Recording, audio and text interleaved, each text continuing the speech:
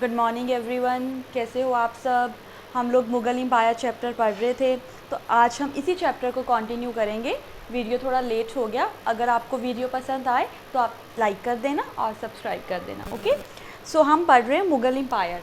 Last video में हमने क्या किया था, हमने बाबर के बारे में पढ़ा था कि बाबर ने किस तरह मुग़ल एम्पायर की फाउंडेशन की, कैसे उसको इस सर्कल में लेके आए। और बाबर के पास बहुत अच्छी तोप थी, इतने 1.5 टन की वो तोप थी, जिस वजह से उन्होंने मुग़ल एम्पायर को खड़ा किया और बहुत सारे लोगों को युद्ध में जीता, क्योंकि वो युद्ध प्रेमी थे। उनको सारे ट्रिक्स आते थे कि युद्ध को कैसे लड़ना है, वॉर को कैसे करना है। He was really fond of to get the वो, कि उसको कैसे हैंडल करना है। उसके बाद मैंने आपको हुमायूं के बारे में बताया था। ठीक है, अगर हम बाबर का देखें तो बाबर ने जो अपना राज किया था, वो रूलिंग की थी, वो 1526 से लेकर 30 तक की थी। फिर मैंने आपको हुमायूं के बारे में बताया था।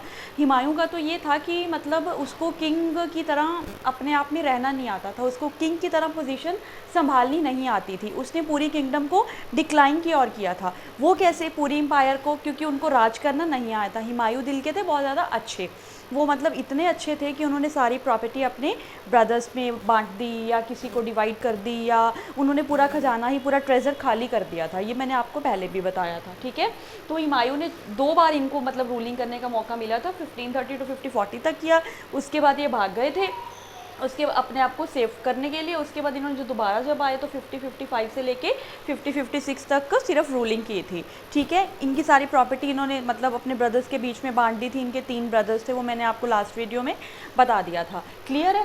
हुमायूं ने अब अपने आप को बचाने के लिए इन्होंने क्या किया, ये सफ़ाविद शाह के पास चले गए थे। ठीक है, सफ़ाविद शाह, इन्होंने इसकी बहुत ज़्यादा हेल्प की। ठीक है, इन्होंने इसकी इतनी हेल्प की कि दिल्ली भी इन्होंने 1555 में दिल्ली को कैप्चर कर लिया था। क्लियर। जब सफ़ाविद शाह ने हुमायूं की इतनी हेल्प की कि 55 में इन्होंने दिल्ली कैप्चर किया। पर जब इन्होंने दिल्ली कैप्चर किया, उसके बाद हुमायूं ने वहीं इन्हीं की डॉटर के साथ ही इनको लव हो गया, और उन्हीं के साथ ही इनको क्या करनी पड़ी, मैरिज। अब जब पता है, इनकी फैमिली में रहते हुए सफ़ाविद तो इनकी हेल्प कर रहे हैं और इनकी फैमिली की डॉटर के साथ ये मैरिज कर रहे हैं, तो सफ़ाविद को ये बात उनकी बिल्कुल भी पसंद नहीं आई। ठीक है, तो सफ़ाविद शाह ने क्या किया, अब इनके साथ इनकी थोड़े जो रिलेशंस थे वो अच्छे नहीं थे। अब इनके जो रिलेशंस थे वो थोड़े ख़राब होते हुए नज़र आ रहे थे। क्लियर। तो अब हुमायूं के माइंड में पता था इनको कि मैं हारने वाला हूँ, मेरे अब सफ़ाविद शाह भी मेरी हेल्प नहीं कर रहे हैं, तो इनको अब क्या करना था। तब उसी टाइम में ये कहीं और इन्होंने क्या किया, 50-55 में जब इनका डिक्लाइन हो गया, तो उसके बाद इनकी जब डेथ हुई वो 56 में हुई। और कहाँ पे हुई, एक लाइब्रेरी में हुई, और वो लाइब्रेरी इन्होंने ही बनाई थी। और उस लाइब्रेरी का जो नेम था, शेरमंडल लाइब्रेरी का नेम था। उसी लाइब्रेरी में कोई इंसिडेंट हुआ था जहाँ इनकी डेथ हो गई थी। तो इस तरह हुमायूं ने 50-56 के अंदर इतना ही राज किया था। और वहीं पे इनका जब ये रिलेशन सारे इनके सफ़ाविद के साथ ख़राब हुए थे, इनको कहीं और शरण लेनी पड़ी, तो वहीं इनका उसके बाद इन्होंने बैरम खान इनकी हेल्प करी थी, तो वहीं इन्होंने अकबर का वहीं से बोर्न हुआ था। उसके बाद आए अकबर। अकबर ने जो रूलिंग की वो सबसे ज़्यादा अच्छी की। मैंने आपको पहले भी बताया था, अगर हम मुग़ल एम्पायर में देखें तो अकबर और औरंगजेब, ये 2 ऐसे थे जिन्होंने बहुत अच्छी रूलिंग करी। अप्रॉक्सीमेट आप ये कह सकते हो कि 49 ईयर्स इन्होंने रूलिंग करी। जो क्लियर, 49 ईयर्स के तकरीबन इनकी जो रूलिंग थी। ठीक है, और अकबर को हम द ग्रेट किंग भी कहते हैं। आपको एक बात ध्यान होगी, जो अकबर थे उनको हम द ग्रेट किंग कहते थे। ठीक है, अकबर और औरंगजेब जिन्होंने 49 अप्रॉक्सीमेट ईयर्स किया है, तो अकबर को हम द ग्रेट किंग कहते थे। अकबर का जो राज करने का तरीका था वो बहुत ही अच्छा था, वो बहुत अच्छे थे। वो जनता की जितने भी पीपल होते थे, लोगों की बात होती थी, उनकी सबसे अच्छे से सुनवाई करते थे, और उसके ऊपर गौर करके अच्छे से सॉर्ट आउट भी करते थे। एक बार क्या हुआ, अकबर किसी गाँव में गए और वहाँ से लोग टैक्स इकट्ठा कर रहे थे अकबर के नेम पर अकबर को ये बात नहीं पता थी। जब इन्होंने अपना डिस्गाइज चेंज किया, वहाँ भेस बदल के वहाँ पे गए, तो इन्होंने देखा कि इनके लोगों ने इनके मुंह पे कहना शुरू कर दिया, जब से अकबर का राज आया है हम लोग बड़े बड़े परेशान हैं, हम लोगों को टैक्स पे करना पड़ रहा है, हमारी खुद की रोटियाँ भी तो पूरी नहीं हो रही हैं, पर हम लोगों को टैक्स पे करना पड़ रहा है। तो ये वाली सारी चीज़ें जो थी इनसे बर्दाश्त नहीं हो रही थी। तो अकबर ने किस तरह फिर जब अकबर को ये बात पता लगी, तो ये बड़े अपसेट हुए, क्योंकि ये कभी लोगों के साथ बुरा करके नहीं राजी थे, इनको कुछ अच्छा ही करना था। तो मैंने आपको ये भी बताया कि अकबर के 9 रत्न थे, है ना, 9 रत्न, जैसे आप बीरबल कह लो, टोडरमल कह लो, तानसेन कह लो, तो ये सारे जो थे अकबर के मतलब 9 जो थे, सारा अकबर का पूरा एम्पायर का, पूरे राज का शासन देखते थे जो थे ये 9 रत्न, ठीक है। टोडरमल सारा फाइनेंशियली देखते थे, तानसेन एक म्यूजिशियन थे, और बीरबल सारे इनके जो भी इनको हंसाने का काम करते थे, है ना। और ऐसे बहुत सारी और भी थे, मतलब जो इनके प्रेज ऑफ प्रशस्ति, क्योंकि किंग लोगों को अपनी प्रशस्ति का बड़ा शौक होता था, प्रेज कराने का बड़ा फॉन्ड ऑफ होते थे ये लोग, क्लियर। उसके बाद जब अकबर की हम बात कर रहे हैं, तो बीच में आपने अगर जोधा अकबर सीरियल देखा होगा तो उसमें महामंगा देखा होगा। महामंगा अकबर को बहुत प्यार करती थी, प्यार वो अकबर से बहुत ज़्यादा करती थी, पर उसके माइंड में एक बार ये भी आया था कि मैं जो ये थ्रॉन है अपने बेटे को दूँ, ठीक है, क्योंकि अकबर की 2 मदर्स थी, तो इस तरह वो इलेजिटिमेट मदर थी। तो इस तरह महामंगा ने पूरी ट्राई करी, अगर आपने सीरियल देखा तो आपको अच्छे से समझ आएगा। तो महामंगा ने सोचा था भी मैं अपने बेटे को थ्रॉन दे दूं, पर फिर उसको दिमाग में ये आया कि शायद मेरे बेटे को कुछ इतना नहीं पता है, प्यार तो वो अकबर से भी करती थी, पर फाइनली उसको अकबर को ही ये देना पड़ा। तो अकबर की शादी भी आपको पता है जोधा से हुई थी, और बेगम रुकैया भी थी, जिन मतलब ये सारी एक्स्ट्रा चीज़ें हैं मैं आपको आगे बताऊँगी जब मुग़लों के रिलेशन की बात आएगी। उसके बाद हम बात करते हैं जहांगीर की। जो जहांगीर ने शासन किया वो 1605 से 1627 तक किया। जो जहांगीर थे ना मतलब इनको तो बहुत ही था, बस जो है सारा थ्रॉन, सारी गद्दी, सारा सिंहासन मुझे मिल जाए, वो एकदम से मिल जाए, कोई मेहनत ना करनी पड़े, कोई एफर्ट्स ना करना पड़े, मुझे कुछ ना करना पड़े, और मुझे आराम से गद्दी मिल जाए। देखो ऐसे तो कुछ भी नहीं होता, एफर्ट्स तो करने ही पड़ते हैं। तो जहांगीर ने मतलब पूरा हिस्टोरियन रिकॉर्ड तो नहीं है, पर मतलब देखो जहांगीर को हम क्या कहते थे, अकबर को तो हम सलीम के नाम से भी बुलाते थे। तो अगर जहांगीर का हम नेम की बात करें तो इनको ये जहांगीर अपने आप को बहुत स्मार्ट सुपर्ब समझते थे। तो इनको ये जैसे अपने को होता है ना, राजा लोगों को अपने आप को कुछ टाइटल्स देने होते हैं, तो लॉर्ड ऑफ द यूनिवर्स का टाइटल इनको अपने आप को देना था, Lord of the universe. Jahangir का जो वो था मतलब इनको एक आपने सुना है ना कि वो नूरजहाँ इनकी वाइफ थी, ठीक है। ये नूरजहाँ से बहुत ज़्यादा प्यार करते थे। जिस तरह अकबर जोधा ने काफ़ी इन्फ्लुएंस किया अकबर के राजपाट में, उनकी एम्पायर को चलाने में, उसी तरह नूरजहाँ ने भी जहांगीर की एम्पायर चलाने में काफ़ी मतलब हेल्प करी इनकी, ठीक है। तो इस तरह जहांगीर ने भी मतलब काफ़ी वर्क करने की कोशिश की, पर ज़्यादा लंबे समय तक ये अपना जो राज है वो नहीं कर पाए। अच्छा, एक चीज़ आपको और बता दूँ, इनकी पहले जहांगीर की शादी कहीं और हुई थी, उसके बाद ना इनका फिर अभी हिस्ट्री में ये चीज़ बताई हुई है कि जो जहांगीर थे इनका ना एक मतलब किसी अनारकली के साथ अफेयर चलता था। पर ये आपका एक छोटा सा पैराग्राफ बना हुआ है साइड में, बॉक्स में, बुक में, टेक्स्ट में, तो मैं आपको वो वाली चीज़ बता रही हूँ। तो उसके अंदर अगर मैं आपको ये चीज़ बताऊँगी कि सुनने में तो ये था कि इनका अनारकली के साथ अफेयर था, पर कुछ लोग कहते हैं कि अनारकली को मतलब नूरजहाँ कहते हैं, पर ऐसा कुछ नहीं है। जो नूरजहाँ थे वो एक अच्छी फैमिली से एसोसिएटेड थे, और वो बहुत ही स्मार्ट थे, जिनकी ब्यूटिफिकेशन को भी हम अच्छे से मानते हैं, उनकी ब्यूटी के लिए वो काफ़ी अपना फेमस रही हैं। तो जहांगीर ने भी 1605 से लेके 1627 तक अपना मतलब जो अच्छे से राज संभालने की करी, और काफ़ी इनेक्स भी किया इन्होंने, कुछ एरियाज़ को, डेक्कन के कुछ एरियाज़ को भी संभालने की कोशिश की, ताकि वो इस एम्पायर को डिक्लाइन की और ना लेके आगे। क्योंकि देखो मुग़ल एम्पायर सब ने कोशिश तो करी कि एक्सपैंड की जाए ज़्यादा से ज़्यादा, और एक मुग़ल एम्पायर ही ऐसी एम्पायर थी जिसको एक्सपैंड करने में बहुत सारा टाइम भी लगा, और सब ने टर्न बाय टर्न कोशिश भी की, ठीक है। पूरी जेनियोलॉजी, पूरी पिक्चोरियल्स, मतलब पूरी इनकी जो हेरिडिटरी थी, इन सब ने कोशिश की कि इस एम्पायर को अच्छे से आगे बढ़ाया जा सके, क्लियर।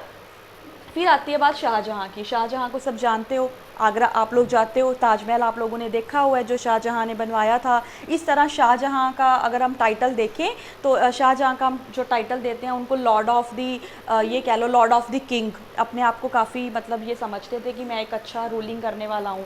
तो इन्होंने 1627 से लेके 1658 तक इन्होंने जो मतलब रूलिंग अपनी की थी, इन्होंने ओरछा की सारी प्लेस। अच्छा, मैं आपको एक बात बता दूँ, जो जहांगीर थे ना बेटा, तो जहांगीर जो मतलब इनका जो जहांगीर का रिलेशन ना खान जहां लोधी के साथ बहुत अच्छा रिलेशन था। जहांगीर का खान जहां लोधी के साथ बहुत अच्छा रिलेशन था। तो इस अच्छे रिलेशन होने की वजह से मतलब इनका क्या हुआ, जो इनका अच्छा रिलेशन था, तो जहां अब शाहजहां ने देखो, इनको पता भी है सारे जो हमारे ईमानदार बंदे हैं तो इनको आगे काम संभाल देते हैं।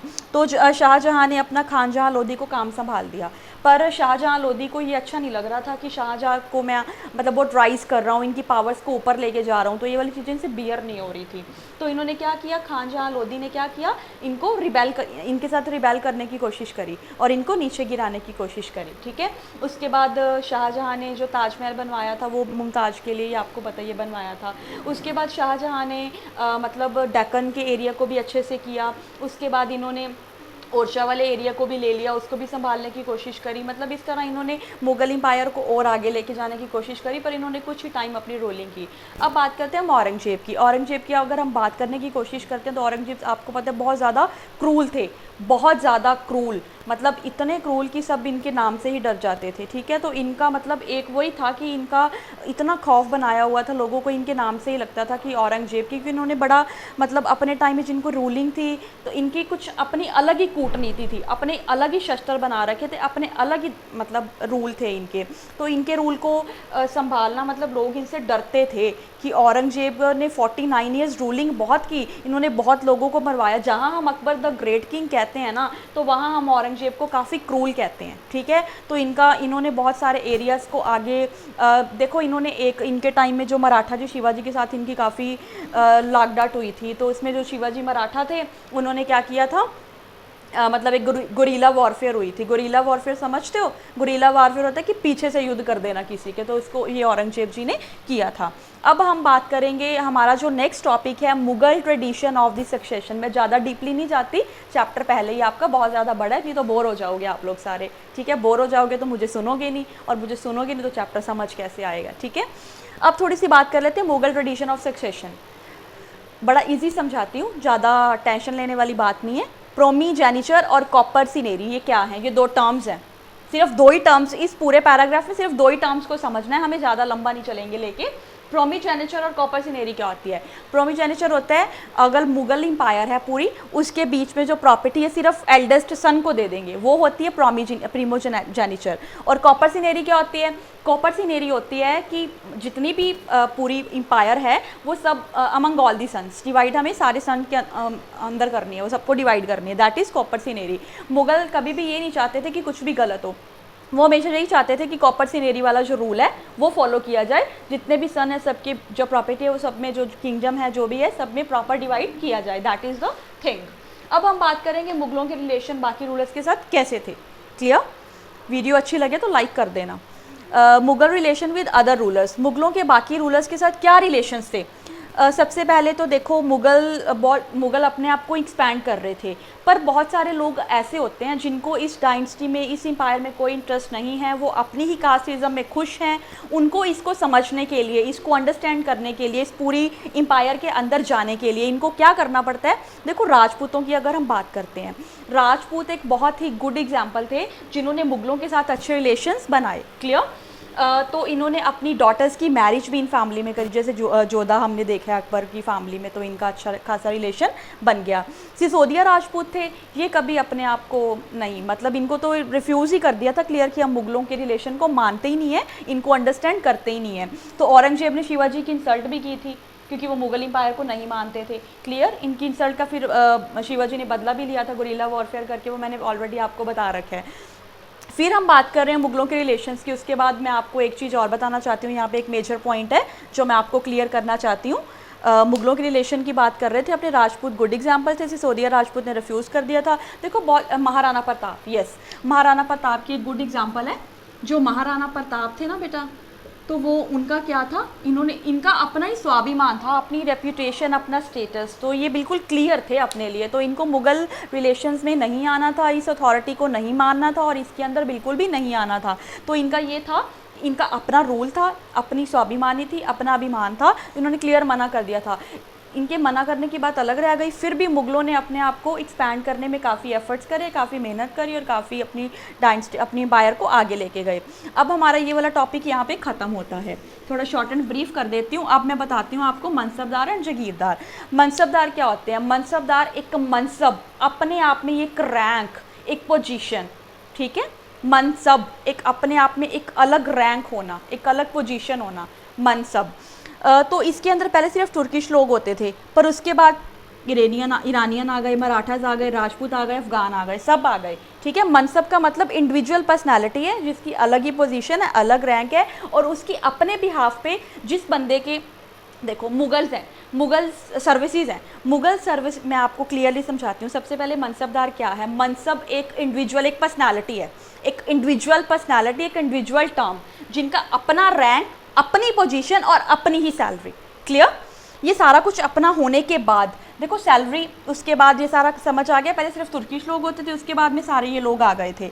इन लोगों के आने के बाद इन लोगों के अपने रैंक बन गए। इनके जो रैंक होते थे वो कैसे डिसाइड किए जाते थे वो मैं आपको थ्रू द एग्जांपल समझाती हूँ। लेट्स सपोज मैं फर्स्ट ग्रेड, मतलब चलो मैं किसी और की एग्जांपल दे देती हूँ। कोई फर्स्ट ग्रेड टीचर है, फर्स्ट ग्रेड टीचर 80,000 सैलरी ले रहे हैं, सेकंड ग्रेड टीचर 50,000 ले रहे हैं, थर्ड ग्रेड 20 या 30 ले रहा है। तो इस तरह ग्रेडेड सिस्टम होते थे। तो इसी तरह इसी मनसब के अंदर भी ग्रेडेड सिस्टम है।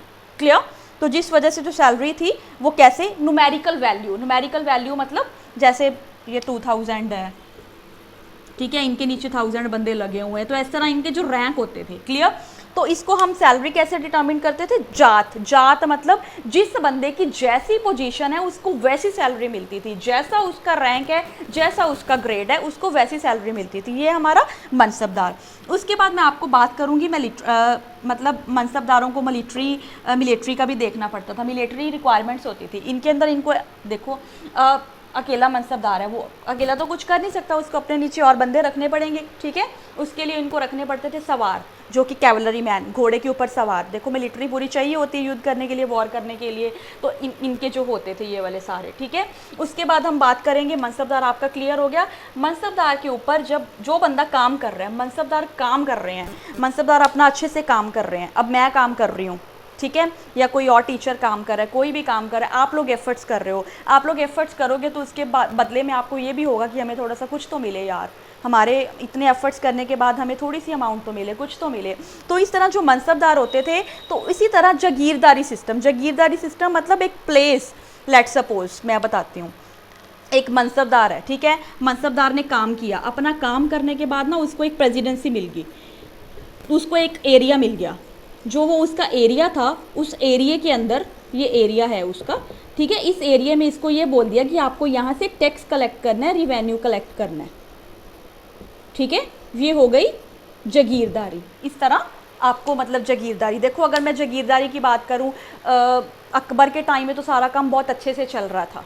शॉर्ट एंड ब्रीफ बता देती हूँ, अकबर के टाइम में सारी जो चीज़ें चल रही थी बहुत शॉर्ट एंड ब्रीफ चल रही थी। उनकी जागीरदारी सिस्टम भी बहुत अच्छा था, लोगों में सैलरी डिवाइड हुई थी, पोजीशंस हुआ था, रैंक हुआ था। अगर हम औरंगजेब की बात करें, वो लोगों ने अपने मतलब क्योंकि वो अकबर, उसके बाद उनकी डेथ हो गई, फिर उसके बाद जो जहांगीर शाहजहाँ आए अच्छे से इतना संभाल नहीं पाए। पर अगर हम एंड में बात करेंगे जागीरदारी सिस्टम की, तो जो औरंगजेब के टाइम में काफ़ी डाउनफॉल हो गया था, ये सारा एरिया डिक्लाइन में जाने लग गया था, जागीरदार बहुत बढ़ गए, पैसा उनको बहुत बांटना पड़ रहा है, उनको काफ़ी चीज़ें बांटनी पड़ रही हैं, तो इस चीज़ की बहुत मतलब फेस की जा रही थी। क्लियर? तो इस तरह जो डाउनफॉल में धीरे धीरे वो आने लग गया। नेक्स्ट वीडियो में जो हमारे 2 टॉपिक रह गए हैं वो मैं आपको कवर कर दूँगी। Thank you so much.